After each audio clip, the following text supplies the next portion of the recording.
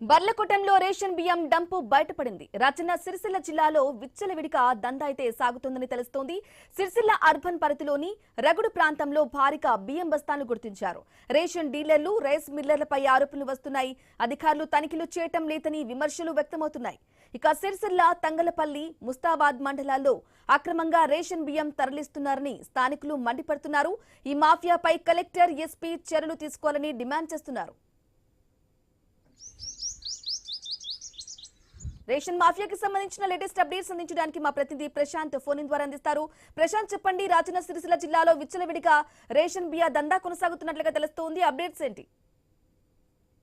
నిజంగానే రాజన్న సిరిసిల్ల జిల్లాలో రేషన్ బియ్యానికి సంబంధించి ఒక దందా, ఒక మాఫియా కొనసాగుతుంది. దీనికి సంబంధించి ఇక నిన్ననే కొన్ని ఆనవాళ్లు, అంటే ఎవరైతే ఇప్పుడు పూర్తిగా రేషన్ షాప్ లో నుండి ప్రజలు ఇటు వినియోగదారులంతా కూడా రేషన్ బియ్యాన్ని కొనుగోలు చేస్తారో, అంటే ఆ కొనుగోలు చేసిన దాన్ని ఇంట్లో డంప్ చేస్తా ఉంటే మిగతా ఎవరైతే యాచకులు ఉంటారో, యాచకులు ఒక సామాజిక వర్గానికి సంబంధించిన కొంతమంది యాచకులను పావులుగా వాడుకొని ఆ యాచకులు ప్రతి ఇంటింటికి తిరుగుతూ ఆ రేషన్ బియ్యానికి సంబంధించి 15 రూపాయల చొప్పున ఎవరైతే ప్రజలకు ఆ 15 రూపాయల చొప్పున, కిలోకి 15 రూపాయల చొప్పున కొనేసి మిగతా వారందరికీ కూడా రేషన్ డీలర్లకి, అదేవిధంగా అంటే రేషన్ డీలర్లకి దీంట్లో ఇన్వాల్వ్మెంట్ ఉంటుంది. ఆ తర్వాత వీళ్ళు కొనేసిన తర్వాత పూర్తిగా రేషన్ ఏదైతే పూర్తిగా మిల్లర్లకు సంబంధించి దాదాపు 20-25 రూపాయలకు వాళ్ళు అమ్మేసుకుంటారు.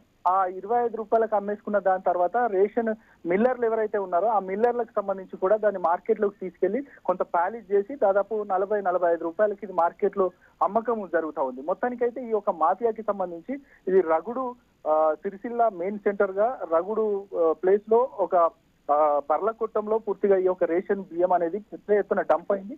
గత 2 రోజుల క్రితమే వేములవాడకి సంబంధించి కూడా ఒక రైస్ మిల్లులో దాదాపు 500 క్వింటల్ల రేషన్ బియ్యాన్ని కూడా పట్టుకున్నారు.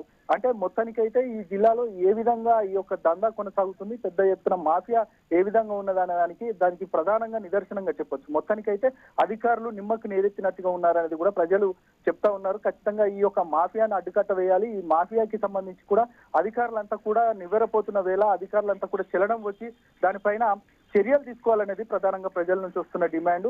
ఇక సివిల్ సప్లై నుంచి వస్తున్న బియ్యం అంతా కూడా పక్కదారిన పడుతున్నాయి. ఇటు డీలర్లు, అదేవిధంగా ఏదైతే ఈ యొక్క మాఫియా, అదేవిధంగా ఇటు మిల్లర్లకు సంబంధించి కూడా ముగ్గురు కుమ్మక్కై ఈ యొక్క దందాను కొనసాగిస్తున్నారనేది ప్రధానమైన ఆరోపణ. దానికి తగ్గట్టుగానే ఇక్కడ రేషన్ బియ్యం అంతా కూడా దొరుకుతున్న పరిస్థితి కనబడతా ఉంది. అంటే మొత్తానికైతే దీనిపైన చర్యలు లేవు. ఆ చర్యలకు ఎవరు ముందుకు వచ్చే పరిస్థితి కనబడట్లేదు. ఖచ్చితంగా అధికారులకు చలనం రావాలనేది కూడా ప్రజలు పెద్ద ఎత్తున చెప్తా ఉన్నారు. ఖచ్చితంగా అలాంటి దిశగా అడుగులు వేయకపోతే మాత్రం ఇక్కడ ఖచ్చితంగా ప్రజలే తిరుగుబాటు చేసే అవకాశం ఉందనేది కూడా మనం చెప్పకనే చెప్పొచ్చు. బ్రాహ్మణి.